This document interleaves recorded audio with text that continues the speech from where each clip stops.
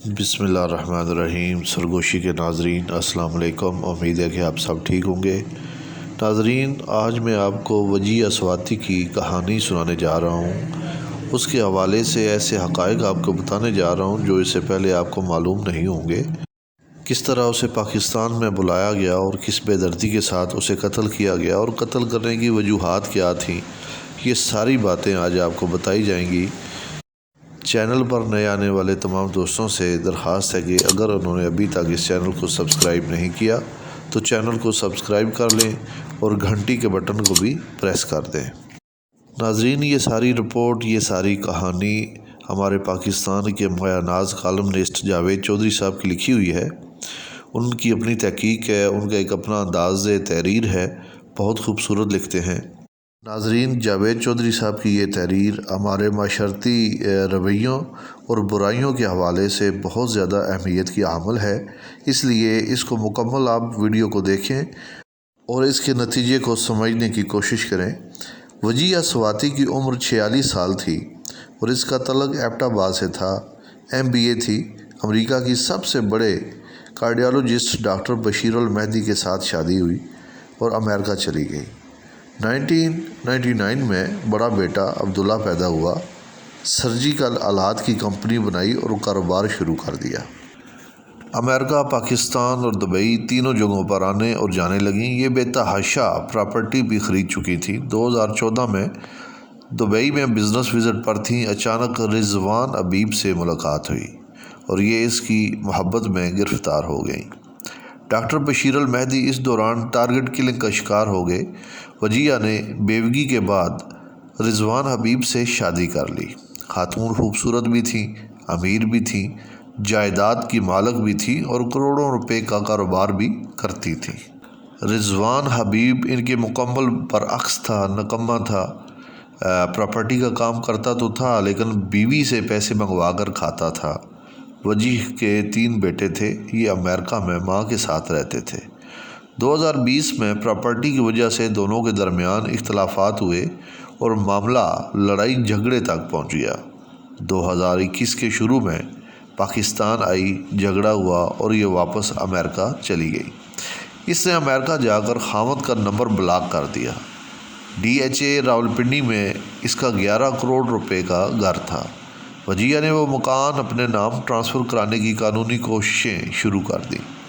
رضوان حبیب مکان بھی نہیں دینا چاہتا تھا اور اس سے رقم بھی حاصل کرنا چاہتا تھا۔ بہرحال قصہ مختصر کہ رضوان حبیب نے اپنی بہنوں کے ذریعے وجیہ سے رابطہ کیا اور مکان ٹرانسفر کا چکر دے کر اسے پاکستان بلا لیا۔ یہ 16 اکتوبر 2021 کو اسلام آباد آ گئیں۔ رضوان نے اسے ایئرپورٹ سے لیا اور لے کر گھر آ گیا۔ دونوں کے درمیان لڑائی ہوئی اور رضوان نے اسے چھری مار کر اور گلا دبا کر قتل کر دیا۔ لاش پیک کی، ڈگی میں ڈالی اور جنڈ پہنچا۔ اسے اپنے والد کے حوالے کیا۔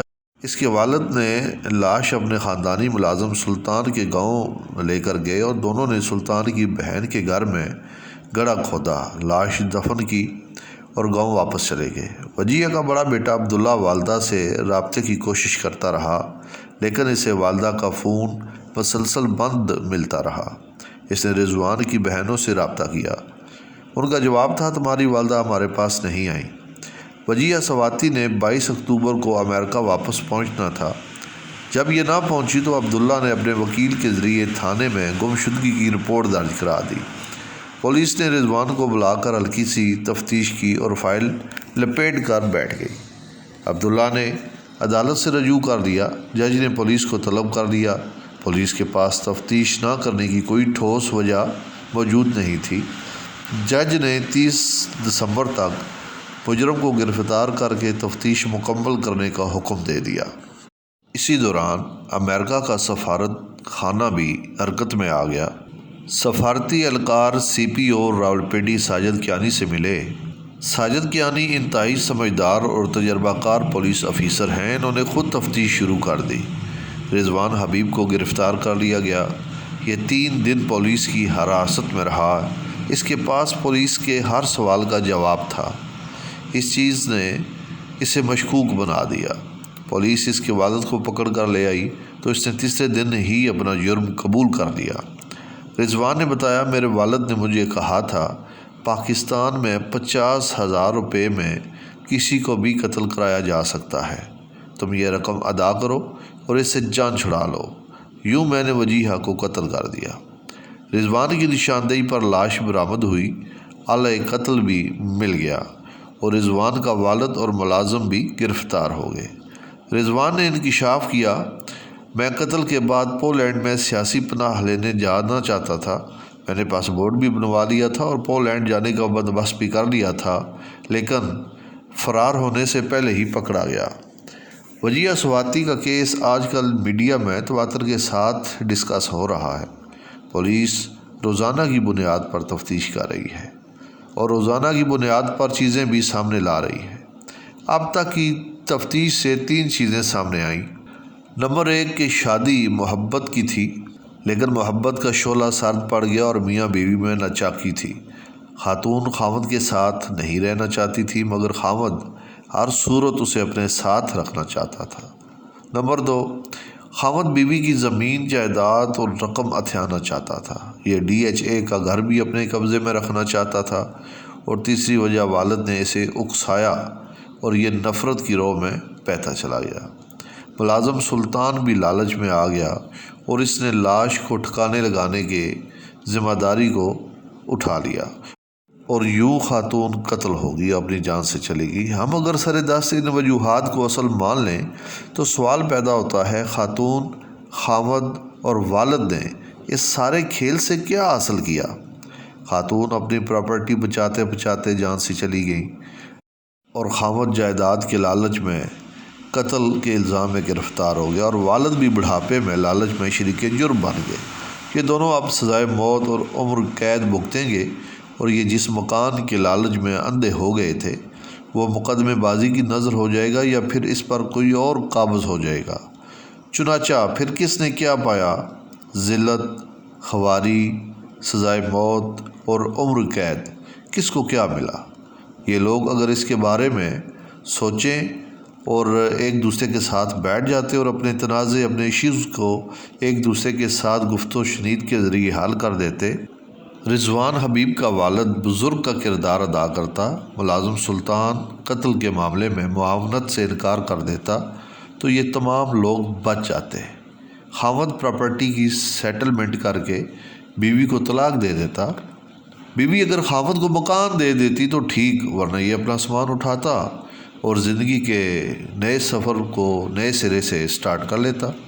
اور بیوی کو اللہ تعالیٰ نے بے تحاشا نوازا ہوا تھا، یہ اگر مکان کی قربانی دے بھی دیتی تو تمام لوگ ذلت اور خواری سے بچ جاتے اور یہ خاتون بھی بے مقصد موت سے بچ جاتی۔ لیکن انسان کے بارے میں کہا جاتا ہے کہ یہ جب کسی لالچ اور نفرت کے بھنور میں پھنستا ہے تو پھر یہ پھنستا ہی چلا جاتا ہے، یہ دائیں بائیں نہیں دیکھتا، اور یوں یہ آخر میں ڈوب کر مر جاتا ہے۔ میں بار بار یورپ اور امریکہ کی مثالیں دیتا ہوں۔ میرے دوست مجھے یورپ سے مغلوبی کے طعنے بھی دیتے ہیں، لیکن حقیقت یہ ہے کہ یورپین زندگی کے اصل حقائق سے واقف ہو چکے ہیں، لہٰذا یہ ایسے ایشوز پر ایک دوسرے سے لڑتے نہیں ہیں، یہ مل بیٹھ کر مسئلہ حل کر لیتے ہیں۔ اسی طرح بل گیٹس اور ان کی اہلیہ میلنڈا گیٹس کے درمیان 27 سال کی طویل رفاقت کے بعد مئی 2021 میں طلاق ہو گئی۔ یہ تاریخ کی سب سے مہنگی طلاق تھی۔ بل گیٹس کو قانون کے مطابق میلنڈا کو $76 بلین کے اثاثے دینا پڑ گئے۔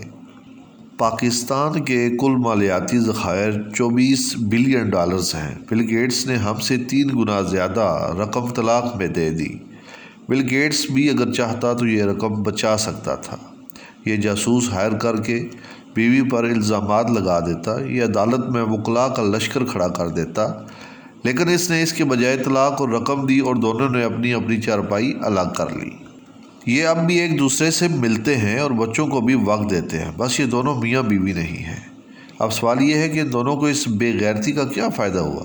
بے انتہا فائدہ یہ ہوا کہ بل گیٹس مزے سے اپنے کام پر توجہ دے رہا ہے اور میلنڈا پورے فوکس کے ساتھ فاؤنڈیشن کا کام کر رہی ہے۔ جبکہ یہ دوسرے راستے کا انتخاب کرتے تو یہ عدالتوں کی وجہ سے اس وقت تک پاگل بھی ہو چکے ہوتے اور ان کا کام بھی تباہ ہو چکا ہوتا، اور یہ بھی عین ممکن تھا کہ دونوں یا کوئی ایک کیس کے آخر تک خودکشی بھی کر جاتا۔ لہٰذا پھر بہتر کیا ہوا؟ میرا آپ کو مشورہ ہے کہ آپ گھریلو تنازعوں کی صورت میں ایک دوسرے کو طلاق دیں، رقم اور جائیداد تقسیم کریں، بچوں سے میل ملاقات کا فارمولہ طے کریں اور زندگی کے سفر میں آگے کی طرف دوڑ پڑیں۔ نفرت اور لالچ میں لڑنے، مرنے اور تباہ ہونے کی کیا ضرورت ہے؟ میں اکثر لوگوں سے عرض کرتا ہوں، آپ جب بھی خودکشی کے بارے میں سوچیں یا کسی کو قتل کرنے یا نقصان پہنچانے کا فارمولہ بنائیں تو عملی قدم اٹھانے سے پہلے کسی کمرے میں اکیلے بیٹھیں اور یہ فیصلہ کریں زندگی اچھی ہے یا زمین جائیداد۔ آپ کا فیصلہ یقیناً زندگی کے حق میں ہوگا، لہٰذا آپ خود کو زیرو پر لے کر جائیں۔ آپ سے دوسرا فریق جو بھی مانگتا ہے آپ اسے دے دیں اور زندگی نئے سرے سے سٹارٹ کر لیں۔ ہو سکتا ہے یہ وہ ٹانگ ہو جس سے کبے کا کب ٹھیک ہو سکتا ہو۔ آپ نے اگر مرنا ہی ہے تو زندگی کے کنویں میں ڈوب کر مریں، پھندا لینے کی کیا ضرورت ہے؟ اور اگر دوسرے کو مارنا ہی ہے تو اس سے الگ ہو کر اسے ایک شاندار اور کامیاب زندگی سے ماریں، اسے چھری سے مارنے کی کیا ضرورت ہے؟ اور اگر آپ کسی رضوان حبیب کی طرح کے والد ہیں تو آپ والد کا کردار ادا کریں، کرائے کے قاتل کیوں بن رہے ہیں؟ یہ یاد رکھیں، دنیا کی ہر چیز دنیا ہی میں رہ جاتی ہے، لہٰذا کسی چیز کے لیے خود کو نقصان پہنچائیں اور نہ کسی کا نقصان کریں۔ زندگی ہے تو سب کچھ ہے، زندگی نہیں تو کچھ بھی نہیں۔